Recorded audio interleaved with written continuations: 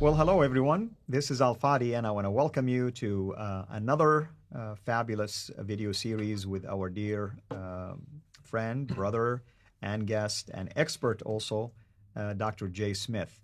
If you recall, in maybe a few months ago, we released a series called In Search of a Place, and it specifically dealt with Mecca and whether the historical Mecca, at least according to the standard Islamic narrative, matches up with the findings concerning, the topography, the geography, the many other aspects, if you wish, vegetation, and so on and so forth, and archaeology as well.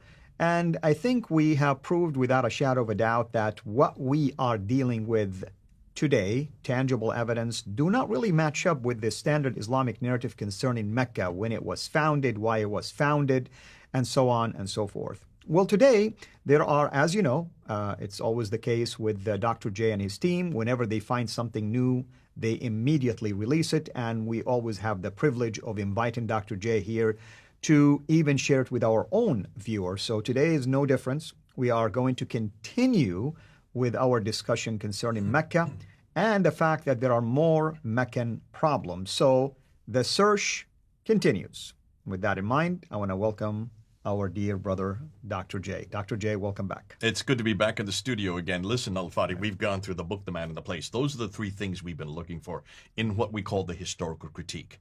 You and I have already gone through the man himself, Mohammad. We've pretty well debunked him from the 7th century, not trusting the 8th and 9th century narratives or Islamic traditions, what we call the standard Islamic narrative, SIN. Obviously, it's a play on words, but it's for intentionally done that because we're not the ones that came up with that nomenclature. Dr. Al-Fadi, on that interview that he did in 2020, June 8th, 2020, where he actually introduced the standard Islamic narrative into his interview, that we've jumped on that and we're running with it. And in the standard Islamic narrative, really there are three things, and these are the three things that we have been trying to unpack. The book would be the Quran, the man would be Muhammad, and the place would be Mecca. You and I have already done a series on the book. We've already done a series on the man. We're going to be coming back and doing the book again. But we want to talk about and continue this series on Mecca, the place. Mecca, the place. Mecca, the place. Because how? Why? Because Muslims have made claims about it. And what I like to do is go to some of the claims. So let's go and put up the slide here, and let's look and see what the claims are. So what have Muslims claimed? Well, first and foremost, they would say that Mecca is the oldest and best known city in history. What do they mean by that? Is, well, that's where Adam and Eve were sent to. Remember in chapter 7 of the Quran, here they are, they're up in the Garden of Eden. As you well know, the Garden of Eden is not on earth, according to the Quran. It's somewhere up in space. That's different than what we know it, because in our Bible, in Genesis account, it's definitely on earth. Right. Well, here in chapter 7, verse 24, they are thrown out of the garden after they eat of the fruit that they're told not to. That's right. And they're thrown down to earth, it says, proving that they're in space. Now, stop and think. If they are the first man and they are the first woman, you don't get a place that is earlier than them. Not a place where people are living. Am I correct? Simple as that. That's correct. So this is the earliest inhabitant, the earliest hamlet, the earliest town, whatever you want to call it. It's the earliest place in existence as far as humans are concerned.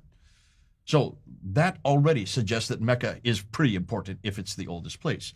When you go to chapter 21 of the Quran, you get references to Abraham living there in Mecca. He's living there. He goes into the Kaaba. He takes a large idol and he destroys all the other idols. And then the next morning, when they see all these destroyed idols there, the Meccans come and they grab him and say, "What have you done?" And he said, "Well, talk to the big idol." He's actually making fun. Talk to the big idol and he'll tell you what happened. Well, of course, they can't talk to the idol. So they throw him into a fiery pit. Right. Now, we know a similar story in Shadrach, Meshach, and Abednego in the Bible, but they've confluted these two stories, and we know why, because this is lifted straight out of the Mishnah of Rabbah. The Mishnah of Rabbah is an apocryphal account written in the 2nd century by Jews as a folk tale, is an entertainment for children at nighttime. So that's in chapter 21, verse 51 to 71. Abraham, what, 1900 BC? Where would you put him? Would you put him in that date? At least between 2000 to 1800 BC, give or take. In that time period. Right. So, and certainly in that time period, between 2000 and 1800 BC, there should be a Mecca there because Abraham is there. That is He's living real close to it. He's living right. He's in a stone's or spitting distance, as we call it, from the Kaaba, that square building that all the Muslims pray toward. So certainly we have Mecca existing at the time of the very first man and woman, and Mecca certainly existing by 2000 to 1900 BC. All right. Right. We also know that it is a center of trade. If you look at all the traditions, they're talking about Mecca being the control of the trade. What do you think Muhammad did? Who was his wife? His wife, Khadija. Well, what was her job? Her job was she was a trader, wasn't she? That's right. And she hired him as her business manager. Okay. That's at least the standard Islamic narrative. And of course, if you look at, we did this and we went through in our earlier segment, the trade route theory by Montgomery Watt. Remember when we talked about and we mentioned that the trade route theory, according to him, went from the coast of India there in the east, went across the Arabian Sea down to a place called Aden, and then went up through Najran, up from to Sana, then to Najran, then to Taif, then it dipped down to get down to Mecca, and then had to dip back up again or get right up and to get back up to Yathrib, and then to Tabuk, Khaybar, and then on up to Gaza in the north. So that's the trade route theory that was introduced in the last century by Montgomery Watt, destroyed by Patricia Corona when she says, hold on a minute, just take a look at that map again and you will see. And we're going to get to that. We're going to get to that because that's going to be another segment coming in because we've now found some new material. Yeah, and I want to add to what you're saying. I mean, for the benefit of my viewers, if you missed any of these series, what Dr. J is saying, when Adam and Eve were kicked out of heaven, Islam believes that they were actually in heaven. That's why the fall in their mind, like they fell down. And there is this, I want to call it a tradition or traditional story or a mythical story, if you wish, that they were separated and Adam and Eve kept walking and they reunited at a mountain near Mecca known as Mount Arafat, where they basically connected. And it's one of those rituals, by the way, during the pilgrimage. So that's why Mecca is at least important from that aspect. And then the Quran does tell you that when Abraham, if you remember from biblical story, he basically sent Hagar and Ishmael away. They ended up being in Mecca, and he went and joined them, and they built, or rebuilt, I should say, the Kaaba, if you wish, and also established the city officially. That's why he's referring to chapter 21, for instance, among many other chapters in the Quran and references. And then there is Surah Quraysh, the chapter of Quraysh that talks in the Quran about the fact that Mecca is prominent when it comes to the trade during the fall, the winter, I should say, and during the summertime as well. Mm-hmm. Okay, so with all this in mind, then obviously it should be one of the best known and oldest documented places on earth. There's no reason in the world why we don't have a reference for it. There has to be a reference to it. Mm-hmm. Stands to reason it's so old, it's so ancient, it's where humankind really began. It's where Abraham, pretty important figure for both traditions, whether it's Christian, Jew, or Islamic traditions. Abraham stands sacrosanct right there because he's such a huge, well, it's the Abrahamic traditions. We name our traditions after him even. So if that is the case, why can't we find any reference to it? We're going to get into that. That's going to be a problem. But let's go on to something else. We talked about this earlier, and that is the inferences to the fact that it's the center of history. Remember, we did this. This is review for most of you. What we do know is this. First of all, now, I just want to put a little caveat here. When I'm talking about Mecca in every one of these references, the word Mecca does not exist except once, and that's in chapter 48, verse 24. The word itself does not exist. That in and of itself shows you there's a problem here. That's right. If it's such an important city, it's the center of history, you might say. It's the beginning of history. It's where humankind's first were inaugurated into history. Then why is it there's only one place that we can find it, and it's in chapter 48, verse 24? Using the name Mecca. The word itself. And the second time, it was Becca, which you're referring to right now. So you can see that it's considered to be the first sanctuary appointed for mankind, as in chapter 3, verse 96. That's Bakka. Now, let me ask you, you're Arabic speaking. This is your language. Bakka and Mecca, are they the same radical Of course not. letters? And they're not the same radical numbers. Not. No. So it's really two different words, isn't it? Right. And of course, if you want to really start poking holes in this, there is a Bakka Valley way northern of Israel.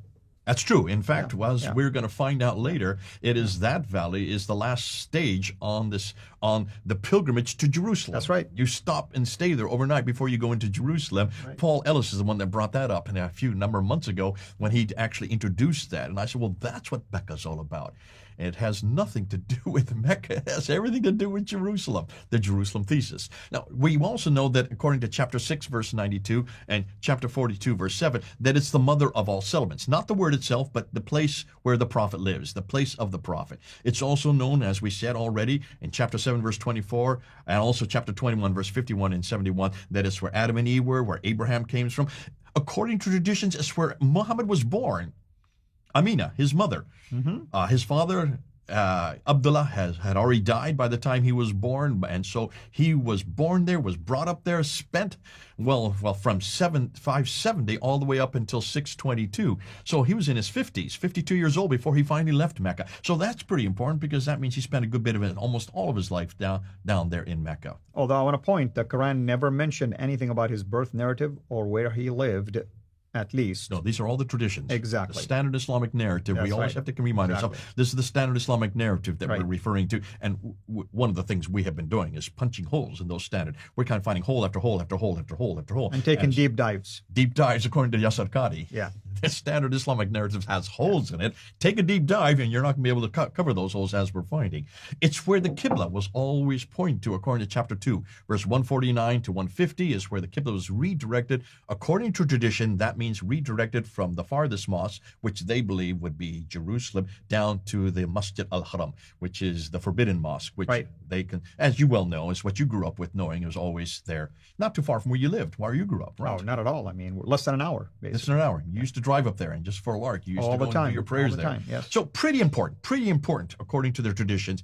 It had to exist according to traditions. If you look at all these reference after reference after reference after reference, again, let me just make sure you know there's no reference to the name Mecca except once. All right. Now, not only was it important historically according to the tradition, it's where vegetation was, lots of vegetation. And you can see there, as they're zipping up on it, according to the Quran and the traditions, Mecca is referred to as the place of the prophet. Now, what about this place of the prophet? What we do know that it's in a valley and it has a parallel valley. We see that from Ibn Hisham and Al-Bukhari, Sahih Bukhari as we know it. These talk about this place that it's referring to. It has a stream going through it, according to Al-Bukhari. It is outside is the ruins and a pillar of salt, according to chapter 37 of the Quran itself. It has fields, according to Al-Bukhari. It has trees. It has grass. It has fruit. It has clay. It has loam. When you stop and look at what Al-Tabari is saying and what Sahih Bukhari is saying and Al-Tirmidhi, what they're saying here, this is a place that's full of vegetation. More than that, and this is something that you brought up the last time we talked about it, it has olive trees. And that's a problematic right there. Because and a fig tree, of course, fig and olive. And where are they planted? Where do you find fig and olive trees? Well, I can tell you it's not in Mecca. That's right. And if it was in Mecca, I'm not really so sure what happened, why aren't they not there anymore, when in fact you go to other places like in modern-day Palestine, Israel, you still find them. They've been there for hundreds of years. Now, just to be fair, there are people that are telling us that there are now olive trees in Mecca. They have been replanted there, but that's modern days. And we're going to talk about that historically. We're going to show you what we now know about modern days, because there's lots of claims being made by Muslims all the time that today, yes, you will find olive trees there. Today, yes, you will find water there. Irrigation systems today are more sophisticated. We're talking about at the time of Muhammad. If Muhammad existed in the 7th century, there were no olive trees. All the olive trees were way up in the Mediterranean back in the 7th century. Right. So you have mountains overlooking the Kaaba, according to Hisham and Al-Bukhari. So it only says that Mecca is, we now know, and you look at Mecca, you've been there many times, it's not in the valley, and has none of these listed above. Certainly not in the 7th century. Maybe today there are olive trees there. Maybe today there is water there, but certainly not at the time when Muhammad would have existed. So these are problematic. This is nothing new. We've shown this before. Now we're going to get something new, because here's something new, another big problem, and that is, look at all the prophets. Look at all the prophets that were buried there. This is something I hadn't realized until it was brought to my attention by some of those on our list. And they said, Jay, have you looked at all the references to the prophets? So I had my team start going back and looking and seeing where all these references are. Let's just go through some of them to show you this is problematic in and of itself. Adam and Eve, as we already said, but this is not something new. Adam and Eve were born there. But here's what Reuben and Wheeler notes. According to the standard Islamic traditions, that both Adam was, not only was Adam that he died there, and as you know, once you die, you get buried within 24 hours. So you don't That's right. move them to another city. You get buried where you die. That's your tradition because you have to do it before sundown.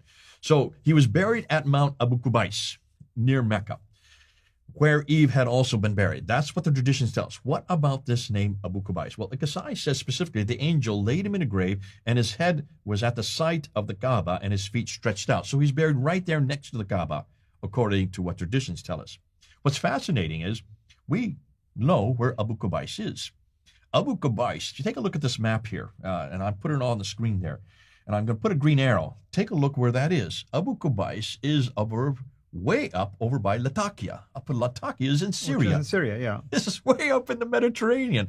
That's the original Abu Qubais. Yeah. They took that word. And remember, whenever you leave and you go to a new place, you take what you are familiar with and you take it with you.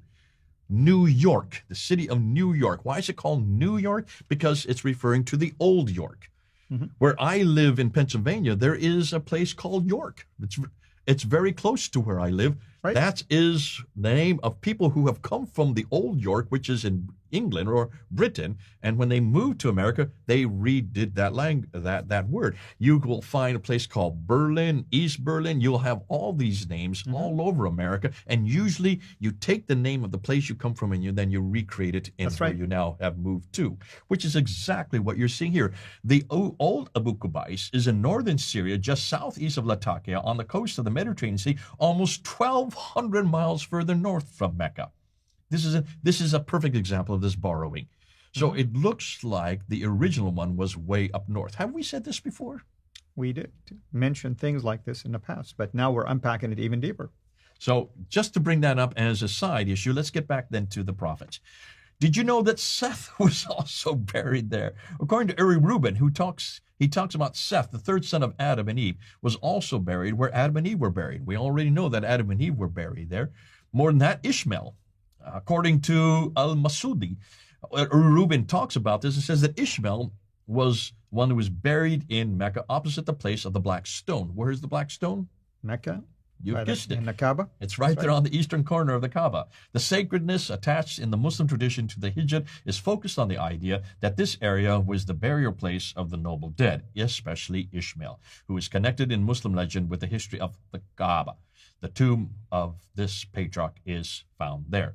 And he mentions this in his grave. But he goes on, according to Mohammad ibn Abd al-Qasai, I let you say this because Whelan M. Thaxton refers to him, and he says that Noah and Adam were both buried in Mecca. So you can see the traditions are very clear that Adam's kiln was to the right of the Kaaba. God told the angels to carry it to Noah's house, which was then where the Mosque of the Kufa now stands. So now this is according to Al-Qasai. I mean, every Muslim knows or at least heard the name Al-Qasai. Just like you say Al-Bukhari, Muslim, Al-Qasai is one of those big names. So this is the standard Islamic narrative again. Right, yes. And we're going on everything I'm going to be introducing right now is from the standard Islamic narrative, just so you know that, and so everybody else who is watching knows that. Standard Islamic narrative are the Islamic tradition, and that refers to the Sirah of Ibn Hisham and Al-Waqidi. That refers also to the Hadith of Sahih Bukhari, Ibn Dawud, Tirmidhi, and the others. That also refers to the Tafsir and the Tariq of Al-Tabari, Zamakhshari, Suyuti, Baidawi. All of these are what we know as the standard Islamic narrative. These are the traditions, the Islamic traditions that begin in the 9th century, 833 with Ibn Hisham, continue with Al-Bukhari in 870 and 875, moving up onto Al-Tabari, 923 and later. So these are all 9th and 10th century. Let me repeat that. These are all 9th and 10th century traditions which are referring back to Adam and Eve, or referring back to Noah, and referring back to, in this case, Seth. In fact, let's continue on because there's more that come up. Let's go to the next one. Hud. Now, who is Hud? Well, he is the great-great-grandson of Noah. He's found in Surah 11.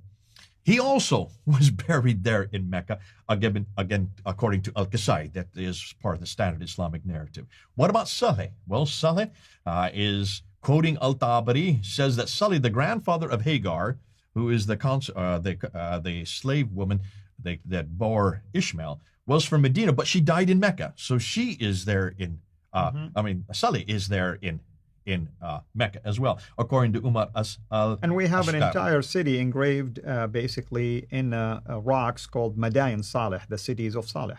City of Salah. So he's right there. Queen of Sheba. I didn't know this. This is a new one.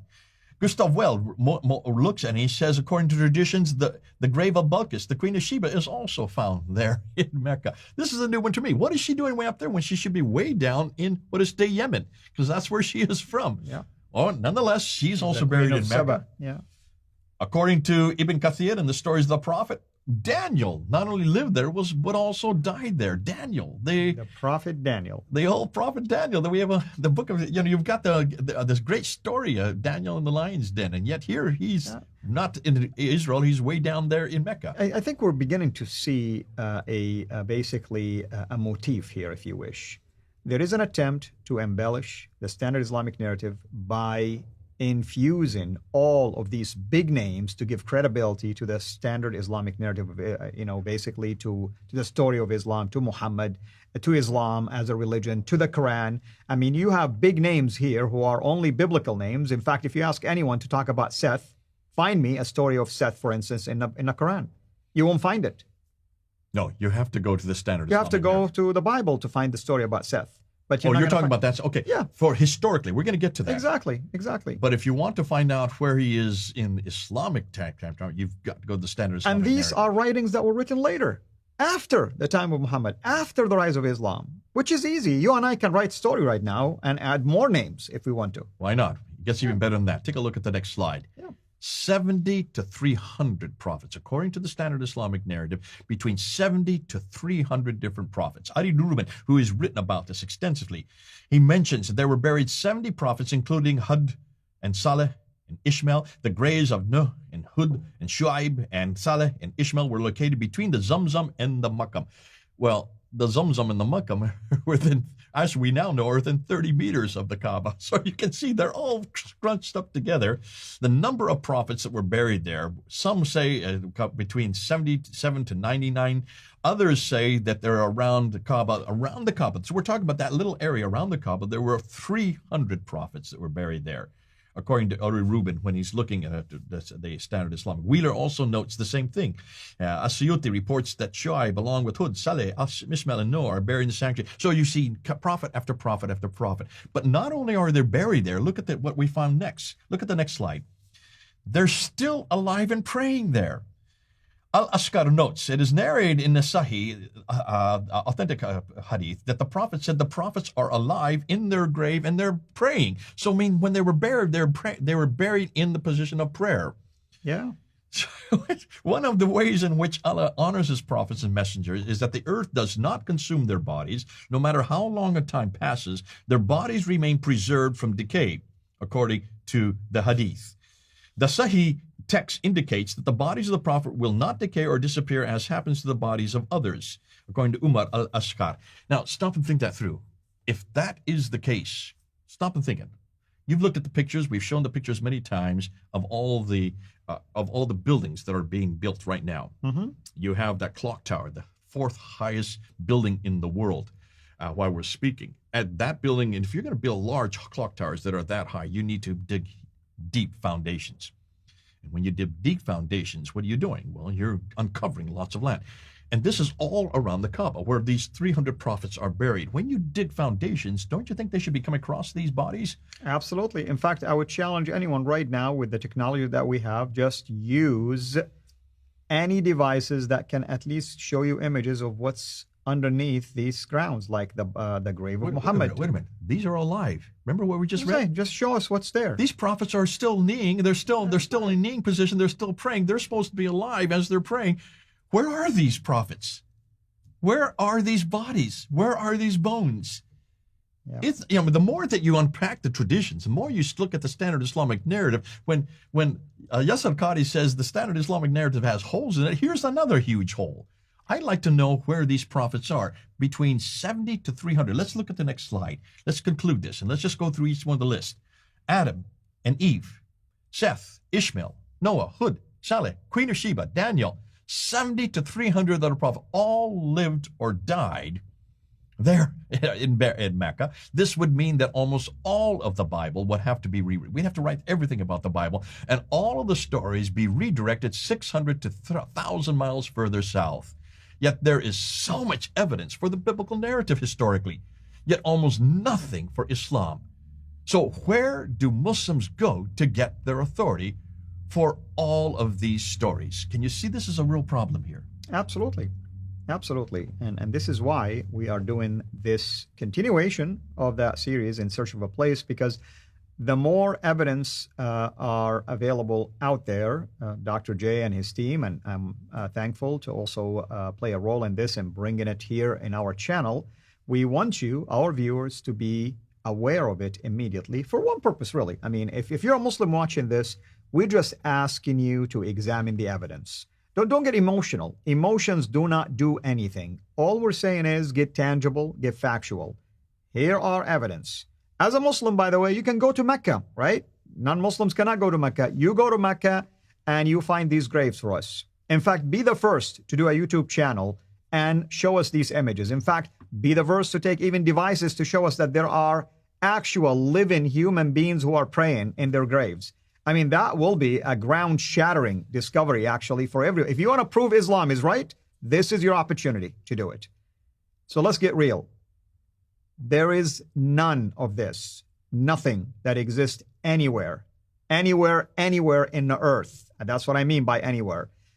So let us really focus on reality. You want to know about these prophets? Most of them, not all of them at least, Islam invented some names. You can go to the Bible. You read the history of these prophets. All of these prophets and descendancies and their genealogy and all of that throughout the Bible is very crystal clear. None of this nonsense in the Bible that you go to the grave of Abraham and he's still praying, that you go to the grave of Ishmael or Isaac or anybody else that are still praying. I mean, what benefit does it do to us anyway, even if they're still praying? I tell you one thing, the God that we worship is the God of Abraham, Isaac, and Jacob. He's the God of the living. They are alive in heaven, that's for sure, not in the body, but in the spirit, as every one of us who is in Christ will be in heaven, absent from the body, presence with the Lord immediately. So we invite you to accept the Lord and get along with that and forget about these mythical stories that do not save anyone. All it causes is just people have bragging rights about things that are nonsensical, things that cannot be collaborated, things that cannot be proved, yet the facts and the truth are always found in the true book of God. That's the Bible. And that's what we invite you, as our viewers, especially if you're a Muslim, to consider examining these facts in light of what the Word of God is saying. Dr. J, thank you so much, as always. And next time, I think we're going to continue to unpack more problems that has to do with Mecca. And the more we share things with you, I assure you, you are going to be more and more basically alert to the fact that what the standard Islamic narrative shares has nothing whatsoever to do with reality. And that's what we hope for, is that you come back home to the Lord, to facts, to the truth. Amen? This is Al-Fadi. Over and out. God bless. Thank you for watching this video. Be sure to like and subscribe to our channel, CIRA International, and click on the bell so that you receive notifications whenever we publish a new video or go live. I would also like to appeal to you to consider becoming a Patreon patron by clicking the link right below. By doing so, you can give towards the production of these videos. There are also other options for you where you can give to our channel. I thank you from the bottom of my heart.